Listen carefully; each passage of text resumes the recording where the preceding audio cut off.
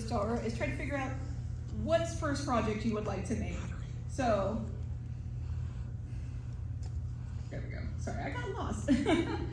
So when you figure out what you want to make, that will determine what colors you want to get. For most of us, I assume it's going to be ponies, but for me it was Link, for others it might be Pokemon. And there are plenty of resources online as well, from beginner guides, like So Destiny here has tons of different beginner guides. I highly recommend checking out their website if you want to get started sewing. They have plenty of tutorials, they have patterns, they have all sorts of things on there. And different patterns on here are going to be of different IPs that you will recognize. So if you go on here, you might see, oh, I want to make Momo from Avatar. I want to make Lapras from Pokemon. And So Destiny actually has pony patterns on there now too. So that's a great place to try different pony patterns as well. And since you already know the character and what it looks like, it'll be a lot easier for you to kind of figure out how those like patterns and pieces go together. Because when a lot of us started sewing, there was no patterns or anything online. Etsy didn't really exist back then, so a lot of makers got together and made patterns so that way you guys can start way ahead of where we did and go even further than what we did. And there are, of course, many different plush patterns on Etsy for purchase as well. These are just free ones right here. So Destiny also has ones that you can purchase on Etsy. There's so many different ones, especially if you want to look up ponies. Standing ponies, laying ponies, beanie ponies, sitting ponies, any type of pony you want to make, that you can find a pattern on Etsy for it. And these patterns will also help you get used to how, like I said, those 2D shapes will fit together. So for example, one of the first shapes that I learned to make was the ball. Using these 4 petals, you stitch them together, and when you turn inside out stuff, it makes like a ball shape. This is one of the most basic shapes, and this was my starting point for less flat looking plushies. Like that Link was just pretty much 2 pieces of fabric together, and a lot of my first ones were basically that type of shape too. And as you experiment with these shapes, you'll learn different things too. Like you can do the 4 petals here, or you can add a 5th petal to make the ball a little more round and give it a little more dynamic shape. The more petals you add, the more flat it will be, but the more round it will be. So there's all types of different things to experiment with. A lot of sewing is just trial and error and just like getting started, seeing what you want to do, going from there, trying different things, making mistakes. And here's some of my first experimentation with more advanced pattern making and not just the flat shapes. Some of these are still flat, like the Cubone's arms are just 2 like ovals stitched together. These are all like 2007 plushies, so like 2 years after I got started, very long time ago. I remember being so proud of the Cubone and the Typhlosion, especially because I had experimented with more complex shapes and made these more like 3D interesting shapes other than just like a ball. And nowadays I look at this and I'm like, oh, that's not that great. But back then it was really impressive. And as you get going, you'll learn different things too. Now that you have an idea of what you want to make, it's time to get shopping for those supplies. So when I first started, I used felt squares. All of these right here are all made from felt. They were 25 cents each, which was affordable for someone who was still getting an allowance. And despite what I did, I do not recommend felt as your first sewing material. There's no shame if it is, of course, like use what you have. But I found that one of the best materials to work with for beginners is fleece. Felt often, if you pull it too hard, will rip and tear, and it can be good for testing patterns, but it's not very good to like stick with. So fleece is really easy to find. You can find it at Joann, Walmart, whatever local craft store you have that's left near you, because most of them are closing down. Online, they all generally will have some sort of fleece. You can also find fleece blankets that are just one color, and you can cut those up and use those to try and test different things out. The fleece at these stores is also generally of a decent enough quality that you're not going to have any issues with material tearing if you pull too hard on it, which can and does happen with felt, like I said. And the stores that carry it will also usually have a large enough variety of colors that you can find what you need for what you're making. So like here you see several different colors. At the stores, you will generally find other different colors too. So you might not find the exact color you need, but you might find something close. Why are you coming to the panel late? What's wrong with you? Love you. I have a free license for it. That's your fault. It is my fault. It's also pretty affordable too. This fleece is much cheaper than minky and furs and other different materials you'll find. And when you make mistakes, you won't feel like you've wasted that much. And making mistakes is one of the best ways to learn. Nothing beats some good old-fashioned trial and error. Some people even stick with fleece over other materials as their fabric of choice, and that is perfectly fine. You can absolutely stick with fleece. There's a lot of good quality fleece out there. I've seen far too often people give advice that you need XYZ expensive supply to start, and that just is not true. These are all things you will want to work up to. Heck, I still have plenty of supplies I want to work up to myself. Like I want to get a sublimation machine, I want to get a bigger embroidery machine. There's so many different things to work your way up to. And if you don't know if this is something you're going to stick with, you don't want to spend too much money on it. By all means, if you want to start with Mickey, go for it, but there's no shame in practicing with some more affordable materials or what you have laying around. So, as for thread, if you are devoid of a cookie tin of sewing supplies laying around the house, I recommend getting some white thread and some black thread to get started. Those two colors will take care of the majority of projects you want. White for lighter colors and black for darker colors. And then as you get more into sewing, you can try all sorts of different colors. The basic Coats and Clark at Walmart or Joann is a great beginner thread to use. As you go on, you'll want to use some more durable threads, but that is just perfect for beginners. I always get it to travel with because if I lose it, it's no big deal. And eventually you'll work your way up to needing a thread rack, especially if you get into embroidering. As for needles, I use the Schmetz brand for my sewing machines, but you can find those at like Joann, Walmart has them too. You can find them pretty much anywhere. They're universal sewing needles. They also work on the embroidery machine too. And for the ones that I use to stitch with, the little in and out, I just kind of get whatever's at the store. There's really no quality difference I've noticed in those. If it can pierce through fabric, that's really all you need. And these tomatoes here are a great way to make sure your needles stay in place and don't end up in your foot, which has happened to me more times than I can count. Not fun. The chili attached to these tomatoes is actually filled with sand or metal or different things, depending on the brand. It's filled with different things that you can put your needle in and out of, and it helps sharpen your needle back up. Oh. Yeah, and if you have trouble... Didn't know that. If you have trouble putting your thread through the needle hole, they make these little tools. They're super cheap. They're like at Walmart and everywhere. That you can stick through the needle. I wish I had a slide to this. But yeah, you like stick it through the needle, you put your thread in, and then you can pull it through. So there's all types of different supplies. If you can't do something, don't worry. There is a tool out there that will help you do it. So, I know this sewing machine does intimidate a lot of people, and it is a bit of a learning curve, especially if you haven't done much sewing. It intimidated me at first too. So I stuck with hand sewing for like years. I don't think I really had a dedicated sewing machine until like probably a good 4 or 5 years after I started, just broke college student. So this is my sewing machine. This is where the magic happens.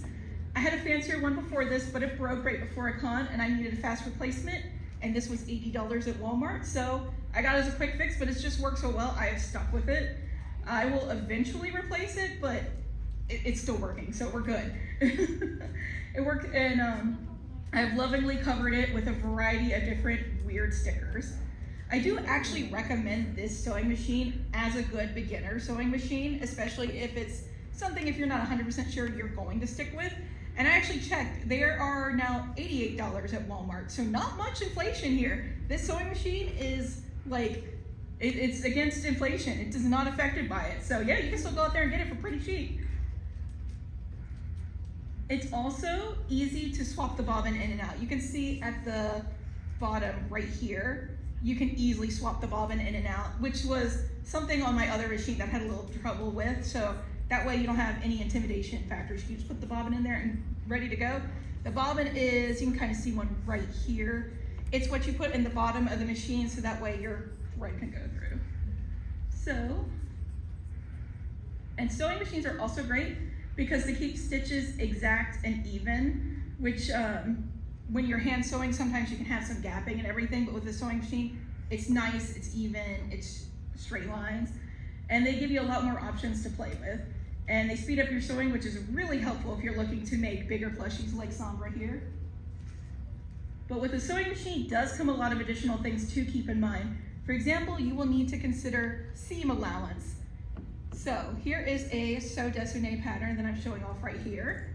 When you're using the machine, you'll be stitching 2, sometimes more pieces of fabric together.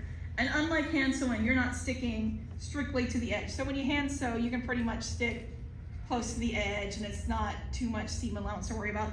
But when you're sewing, you want to go in a little bit. So you'll be stitching like along here. You can kind of see the lines right here on the pattern piece. And that way, when your sewing machine is going over it, you're making sure it's not getting too close to the end. You're making sure it's staying nice and even. And so that is called seam allowance. You can kind of see right there on the ears. When you turn them inside out, they're a little smaller because of the seam allowance.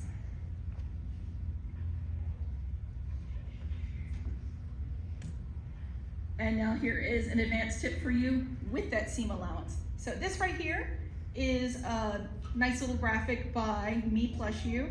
So you can kind of see on one side how there is the seam allowance. So when she's sewing, this is an Arcanine's fur. When she's sewing the little corners right there, it goes in, and if you turn it inside out, it creates the oh no side. But if you snip those little spots, like right here where this is going down, if you snip it to where the thread is through the seam allowance, you have nice, easy little triangles. I know this is a little more complicated of a tip. Once you get more into sewing, you kind of will get to understand that. Here's a bit of a easier to understand diagram. So like if you have a corner here, if you snip that right there, it'll become a nice, even shape. And if you have a nice little curve, if you snip a bunch of little lines, like right here, all along that curve, when you turn it inside out, you have a nice curve. It's just because when you have that seam allowance, like that extra fabric right here, it creates tension on the fabric, which is why it bunches up like that. So are you cutting out a piece of it, or you're just You're snipping? just snipping. You're just snipping to the fabric. So if I had my scissors, I would just go snip, and you just turn it inside out after that. You can trim along it if you want to. I don't super recommend that just because it can be easy to cut too close and then the seam pops. Did you have a question? Sorry, I thought I saw someone's hand up. Okay. So, oh no, yeah, you're fine. Yeah, I know this is a little bit of an advanced tip. I do have this panel on YouTube, so if you ever want to like look back at any of this or even just contact me and ask me questions, absolutely can help you out. I know this is a little bit advanced, but this will give you your plushies like that nice, awesome finished look. So, next up is, okay, so next up is everyone's favorite fabric, Minky. So I started using Minky a few years after I used fleece. I started with felt, upgraded to fleece, and then upgraded to Minky. And I towed into it as I could afford colors. So I would just get like, if I was running low on my blue fleece, I would go ahead and get blue Minky and just kind of work my way up. A lot of my middle plushies in this period are made out of both like felt and Minky. So it's just what you can do. It's just working your way up through it. So Minky fabric is commonly used in baby blankets and baby toys, and it is known for its softness, and it gives everything a nice professional look. A lot of manufactured plush, like our lovely mascots here, are going to be made out of that Minky too. So it's a really nice look for your plushies.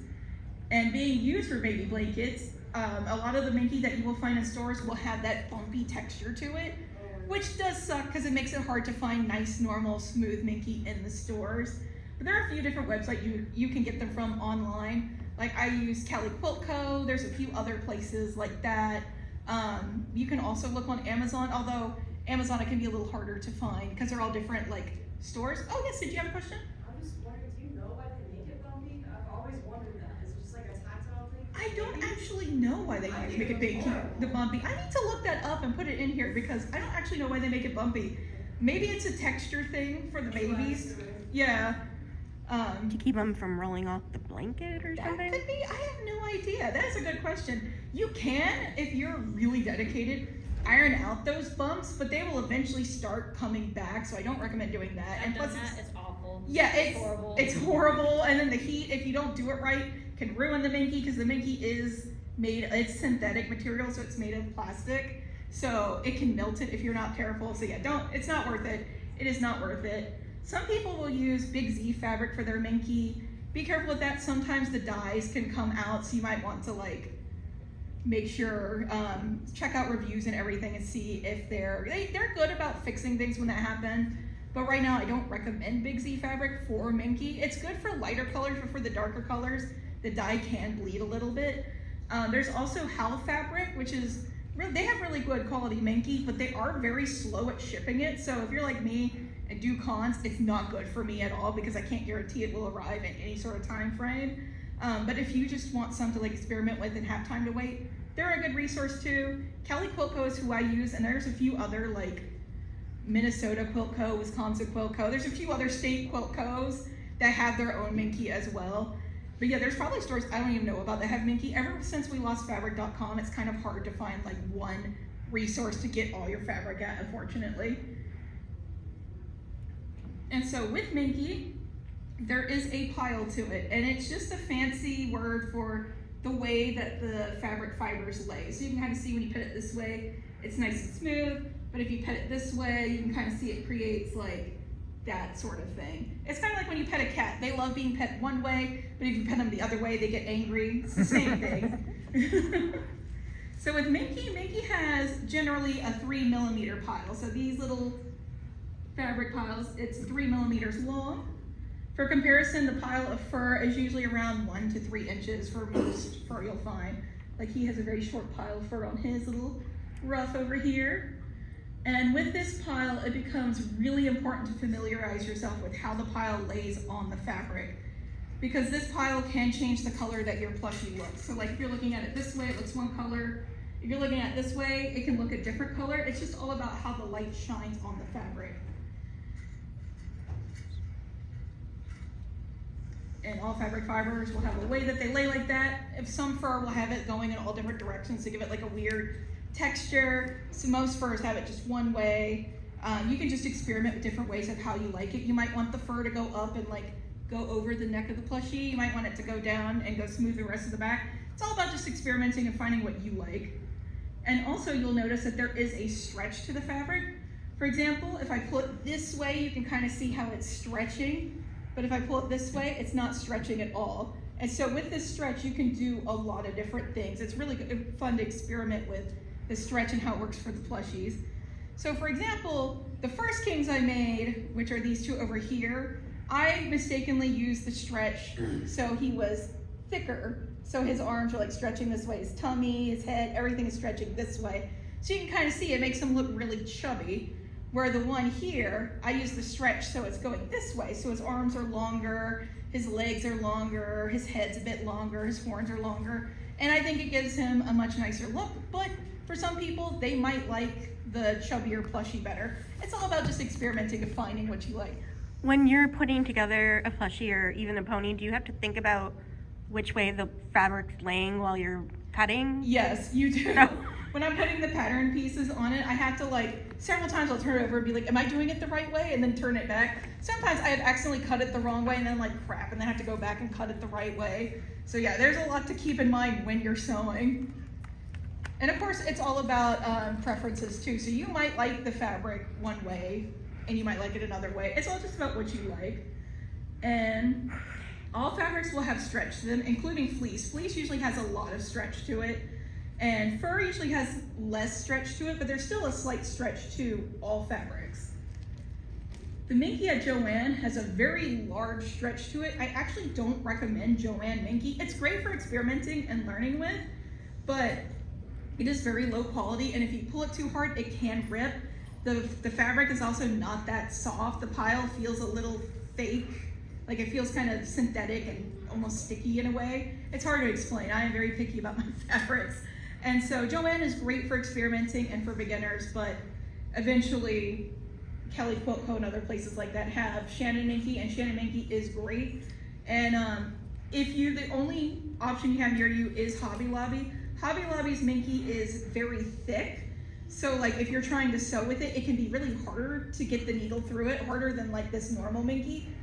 I don't know why. All these stores have just all their different minkies. It's all about experimenting and seeing what works best for you. Now, plush making in any art really is not always a visible linear progression. While every piece you do teaches you something and helps you get better, not everything is going to look equally pretty along the way, especially as you try new shapes and new subjects.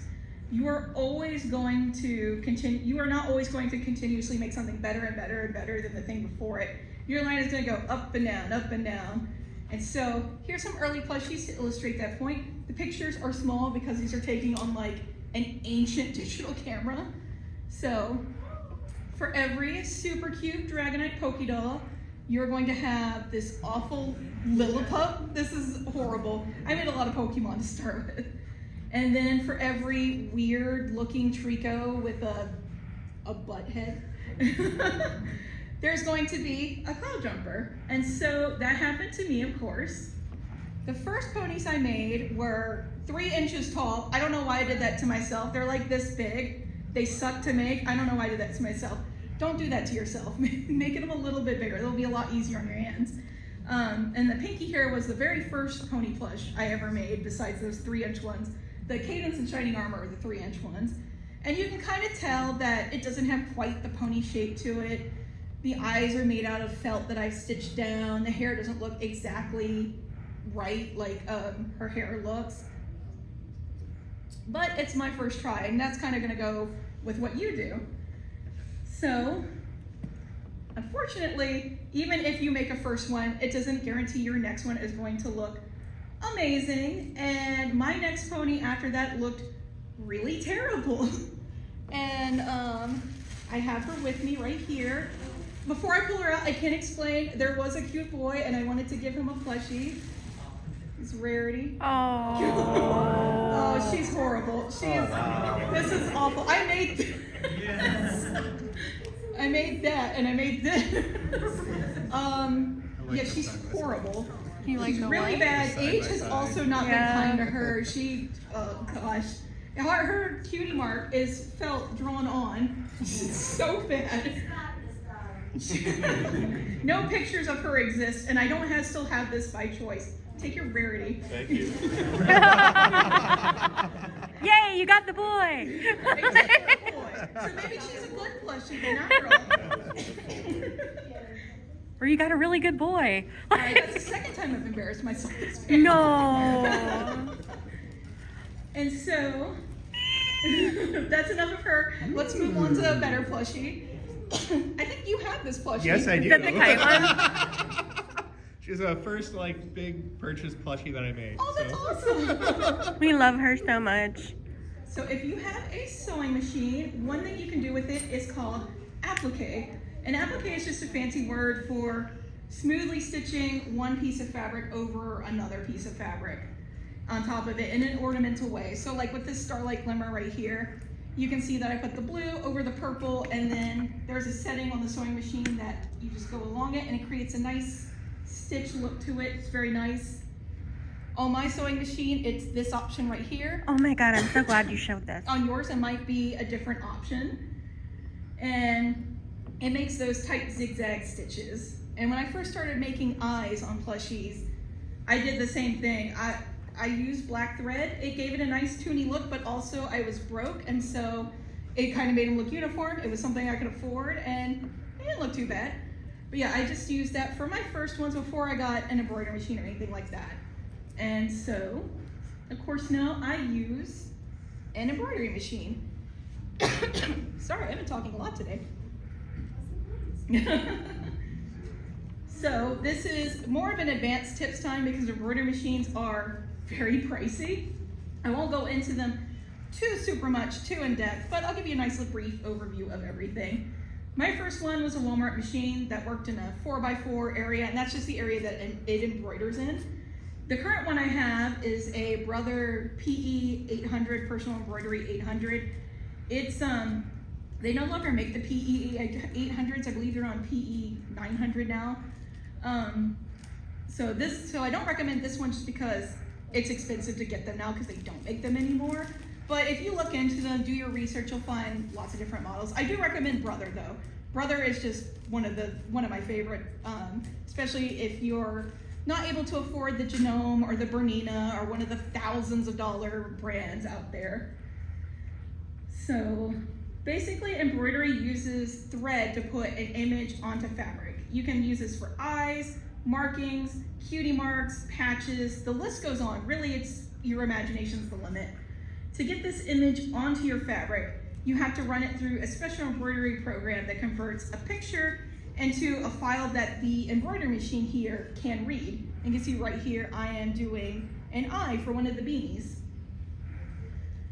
And it's a big learning curve to figure out what the embroidery machine can handle, because sometimes you'll look away from it for a second and it's on fire and you're like, what happened? And sometimes you'll just like turn around for a second, you'll hear a weird noise and the needle is like bent at an angle and you don't know what happened. There is a large learning curve with embroidery machines, but everyone goes through it. Don't feel bad if you're going through it, because everyone goes through that.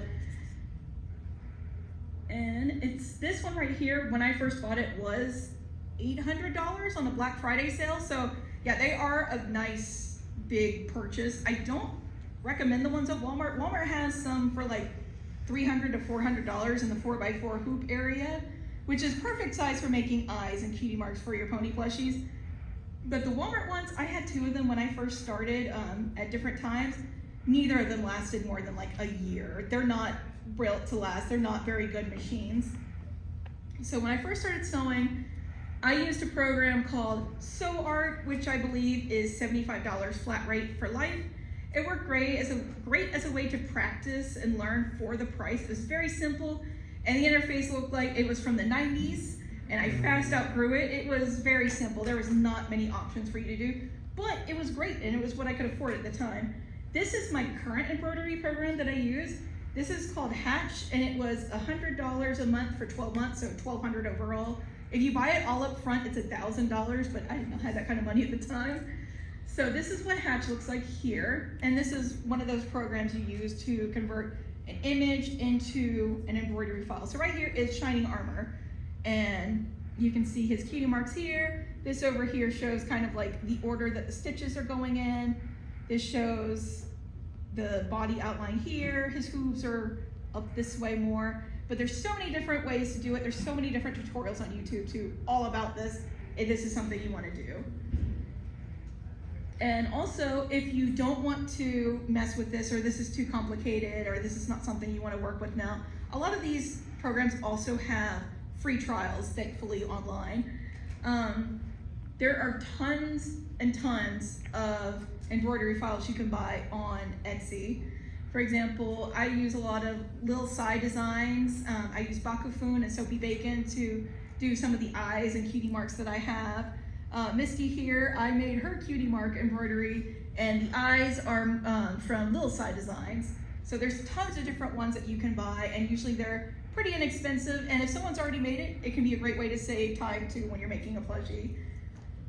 And so, another thing you can do with an embroidery machine is make what is called in the hoop plush, which is what these are right here. These are 2 Pikmins that I made.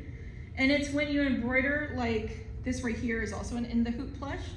It's when you embroider like the hooves and the cutie marks, and then this is what's in the hoop, and then you put the other piece of fabric on top of it, and then it'll stitch around it, and you can turn it inside out, and you have a plushie.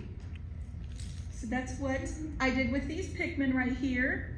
And so it's a great way, I know I explained it poorly, but you can kind of catch the drift of it. And it's a great way to make little plushies, little keychains, little beanies. It can even be used to make like a complex portion of a plushie. Like some people will use it to do horns with. Like a lot of the G5 horns have like their fancy swirls and everything, and some people will embroider that and then fold a piece of fabric over it and have it stitch it. So there's all types of different things you can do with that. And of course, there's a ton of different files you can buy on Etsy that have in the hoop plushies. There's so many different ones too. I am blanking on any off the top of my head. But yeah, if you go on Etsy and type in ITH in the hoop and plush, you will find tons that you can make yourself and buy. And so getting an embroidery machine is what gave me confidence to do conventions. And this was my first convention table right here. I always wanted to try them, but found excuses for why I couldn't or shouldn't. And the embroidery machine made it so those excuses no longer worked. And I've now been selling at cons for, it'll be 10 years next year. So it's been an amazing journey doing that type of stuff. And from my first table here to my Cider Fest table last year, it's been it's just been an amazing journey. And my first brony convention, unfortunately, was the last brony convention, which was a sad time to start this journey. Before that, I did mostly anime and gaming conventions, sometimes a furry con here or there. Nowadays, I still do anime and furry, but I really like pony conventions. Those are my favorite types of conventions to do. Pony people, no one appreciates plushies like pony people appreciate plushies. Yeah, plushies! I know I often say that what a fursuit is to a furry, a plushie is to a brony. We love our plushies, and they are pretty much what we carry around, what we have with us. They're what how we identify each other sometimes. So yeah, bronies love their plushies. So one thing I do occasionally is I will make the same thing that I've made before. I'll make it again and see how I've improved since the first thing was made. It's a common art challenge on Twitter and DeviantArt and other different art sites like that. And I definitely recommend it if you're ever like feeling stuck or feeling like you're not improving. So these Ocelises here, the very first one I made was from 2019. I had her at HarmonyCon 2020. And then the next one was from 2020 because I was wanting to try and make a more show accurate pattern. When I first started doing pony conventions, I was so used to doing anime cons that I made them like chibi, like anime people love their chibi plushies. And then here you can kind of see I did the stretch of the fabric. So it was this way, so that's why she's super tall and super skinny. And then on the next time I made her, which was 2022, I believe, I did the stretch so it was making her legs a little thicker, which meant that she could actually stand up a little better. And then the next one I did, I tried doing a laying pattern. I didn't really like how my laying pattern came out too much, but I'm glad I experimented and tried it. And then another one I recently did was with the Sphinx. I found out every 2 years I made a new Sphinx, so in 2023 last year I decided to make another one for EverFree actually. And so I have my very first Sphinx, which was at the last BronyCon, and then I tried something new with the open wings and the grin for 2021, and 2023 I just completely revamped the entire pattern. I made the face better, I made the body better, I made the wings better. She just looks better overall. And so 2025 next year, I'm excited to see what my next Sphinx will look like. I think I'm gonna do the toothy grin again. So I know this was just kind of like a brief overview of different things that go into plush making, things that you might not have thought about before, things that hopefully you've learned some things too. And just different things that you can now take with you and kind of see if that's something that you want to try. And of course this panel will be on YouTube, so if you ever want to reference it back, just look up Hibiscus Stitch, it'll be on there. So I will now close out this section of the panel because we do have another section introducing all of the, oh sorry, did you have a question? Speaking of patterns, do you have any advice for following a pattern? They seem very complicated. They do seem very complicated. Most patterns that you buy, like the So Designated ones that I showed, will come with instructions. So they'll actually have pictures going step by step showing how they made that plushie. So that way you can kind of visualize how it goes together. A lot of patterns will also, let me go back. Oh gosh, we went through so much together. Okay, so this one doesn't show here. You can see it says side E, but some patterns will have letters on them. So let's say like A here and B here. So then when you put the other piece of fabric with it, you can line up the A and the B. So that way it helps you visualize it. But yeah, a lot of patterns will have a tutorial section. That way you can go through it. And also there's a bunch of different plush resources. There's a pony plush Discord called Poner Plushies. If you go on Lil Shy FIM, he does a bunch of different YouTube videos. If you go on his Twitter, you can find like an invite link to it, or you can just shoot me a message, I can send you one. And there's a whole channel on there dedicated to people helping each other make plushies and share tips and things like that. So absolutely, someone can help you if you ever have any questions, but a lot of them do come with tutorials. Yeah, shout out. All right, where was it? All right, so I'm gonna close out this section of the panel with this comic right here. We do have a nice little showcase of our plush makers after this. So this is one of my favorite comics to send to people if they're ever doubting themselves. So this little kid is crying. He goes, "My art sucks. How did you get good?" And he says, "By drawing a lot." And then he says, "But I've tried that. It didn't work." And he has like his little piles of drawings. And then the artist that he looks up to is saying, "Oh, well, keep trying." And he has a mountain of work. And it is so true.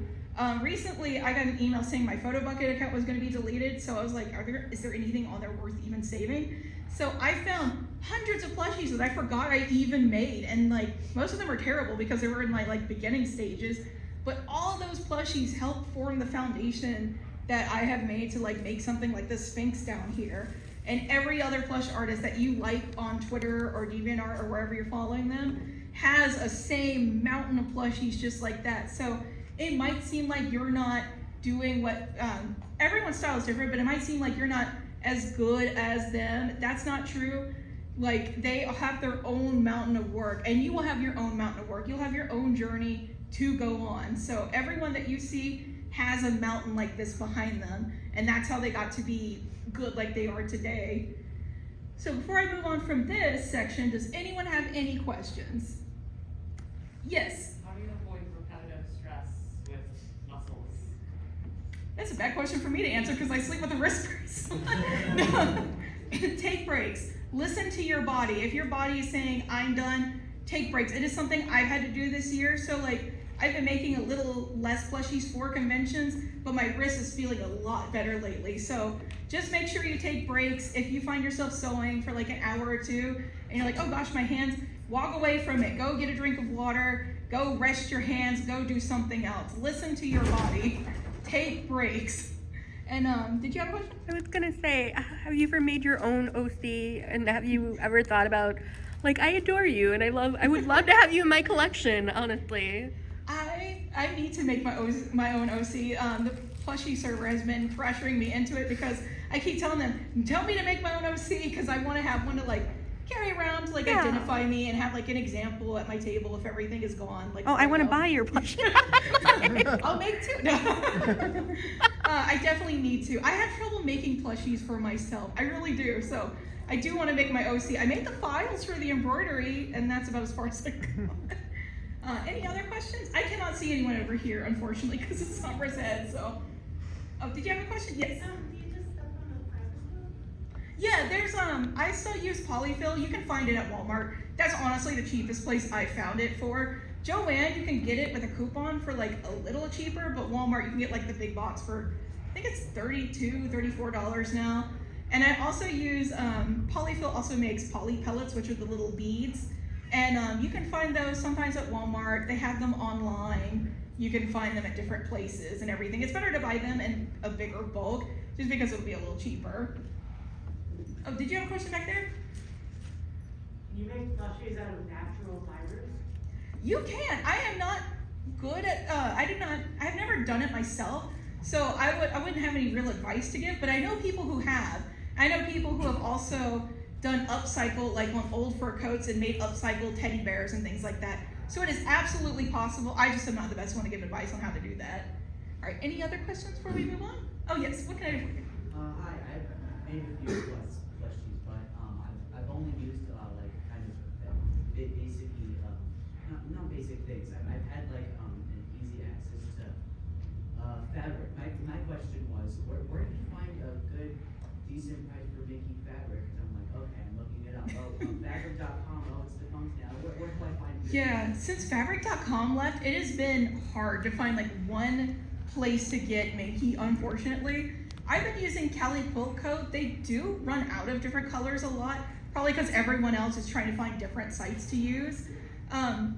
Amazon can actually be a good place to like look and find different shop names to check out. Like I found out about Cali Quilt Co. from Rubio, and I also found out about another different type of Makey place. It was like Minnesota Quilt Co. or something. No, I don't remember what it was called. But I found out from looking up at color on Amazon, finding that shop name and going to their website, and I tried their Minky out. I didn't like their Minky, but it was nice to try out and find different places. Howl Fabric is another place that you can get Minky from. They're very slow to ship though. They can take 2 months sometimes to ship your order. So I don't super recommend them if you're wanting something faster. Big Z Fabric is another place that has really cheap Minky, but because of that, sometimes the dye is not the best. So some of the darker colors can rub off on your lighter colors. So unfortunately, there is no one good one-size-fits-all answer. There's also several Etsy shops that will sell Minky that you can try out. So it's unfortunately just trial and error. Cali Quilt Co. is who I recommend. They're who I order most of my Minky from. But since fabric.com closed down, there's really no one answer, unfortunately. And any other questions? All right, and if you guys, of course, think of any questions later, absolutely feel free. So now let's pivot to the creators of the fandom, who have all had their own plush making journey, just like I did and shared with you. I spoke to many different makers. Come on, don't go to sleep. I spoke to many different makers in the fandom, and I've had them show off some of their works as well as share some words with you guys to encourage you, and some also shared their very first plushies with me to share with you. So there's no better place to start than with Me Plush You. Everyone knows who Me Plush You is. She is amazing, one of the best makers in the fandom. She is an inspiration to me. She does these amazing video turnaround plushies on a Lazy Susan, and they're so good. And she wanted to share with you guys, here's some hopefully inspiring advice to go with these photos. I've been making pony plush for almost 10 years now, and I think it's important to keep it fun. Keep trying out new patterns, new techniques, new materials, keep evolving. Like with any art, don't compare your work too much to others, but look at your own progress and see how far you've come. And here is her very first pony plush. As you can see, she has gone quite a journey from this Pinky here, who is still super cute, to these right here. And now we're going to do a little bit of a speed run around because I talked way too much. So next up is Jack Larson. They're a maker from Russia who is really known for these nice fluffy synthetic hair manes. They're so cute. The Hasbro wishes they had brushable plushies this good. And next we have Basil Leafeon, our Jelly Pony. Absolutely adore Jelly Pony. Jelly Pony has, there's Sunny Star Scout's mom back there. That's a Jelly Pony. So cute. She's the nicest person ever. And like, I really love the way that Jelly does their eyes. And here is Jelly Pony's first plushie. Wow. Honestly, I love it. It's got such a good vibe. It is a great plush. And next we have Peruser of Pieces. I'm sure everyone knows this guy right here. He's so nice. He is so nice, and he does such awesome work. He's been experimenting with a lot of dynamic poses, like the Pinky and Cheese down there. So good. And this right here is their very first pony plushie. So, very cute. A lot of makers choose Pinky as their first pony plush. I don't know why, but she's fun. And then next up we have Rubio. Yeah, everyone loves Rubio's plushies. Oh my gosh, I love her Marina. She does the best ones. So here's some of her plushies here, and she was in the vendor hall this weekend. And her first plushie is this one right here, and oh my gosh, she used the Rose Minky for her first pony plush. That stuff is a nightmare to work with. So like, to use that for your first plushie, like, that is awesome. That is impressive. And so we also have Fleece Friendship here. Very cute. I love Fleece Friendship. They use iron-on material for the eyes, and as you can see, as I was saying earlier, you can stick with fleece if you want to. Look how awesome these fleece plushies look. And this is their first plushie ever. Wow. And like, kudos for doing Cadence. Most people, like I said, do Pinky. Doing Cadence with her complex hair, like, this is awesome for a first plushie. Very, very cute. And then one of my favorite makers is Chibi Pets. And she was at GalaCon, and she has just such the cutest plushies. She does have a Patreon where she shares different patterns of more complex plushies, so that's a great resource to go to for patterns. I love Chibi Pets. And then next up we have Lumi the Kieran. There we go, I lost my spot. I love Lumi's plushies. Lumi does like this nice glitter on the eyes. Oh, it's so good, it's so cute. And this is Lumi's first pony plushie, which kudos for doing clothes on your first pony plush. That hoodie is so cute. And then next we have Allegrenix, who is a favorite of the plush Discord server. These are her little itty bitties. And then here are some of her other plushies. Big Flop Lestia has rocks in her hooves, so she's super floppy.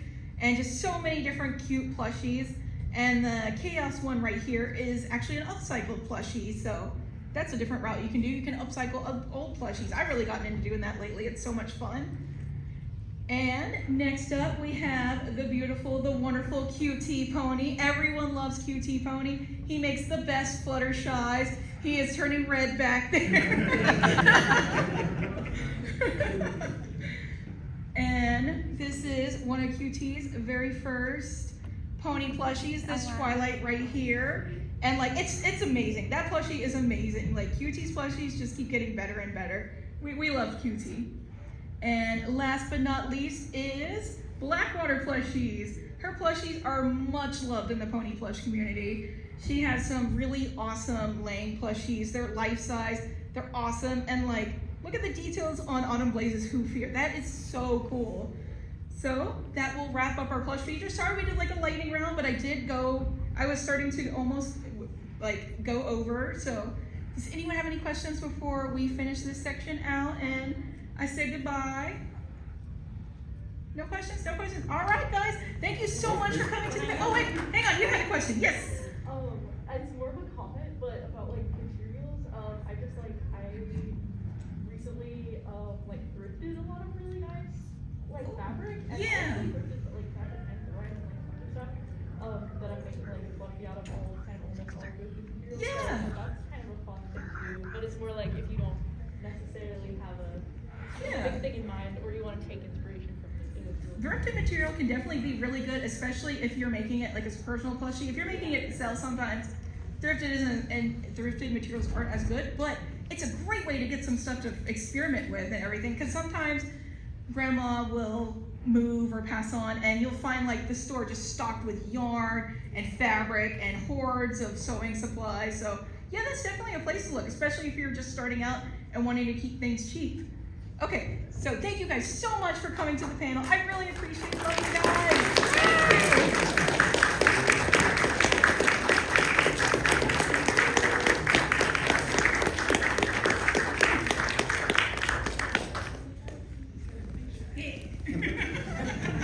Did you have fun?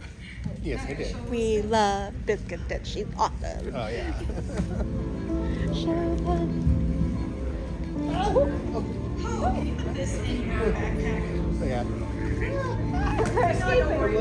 Those are all my ponies. Oh my god. This is Posey, and we just got her at this convention in her biscuit dish. Yeah. We love her. Bye. Thanks so much for watching Phauxe and Krystal explore EverFree NorthWest 2024. Stay tuned for EverFree NorthWest 2025 on August 22nd through the 24th. Hope to see you there. Feel free to like, comment, and subscribe.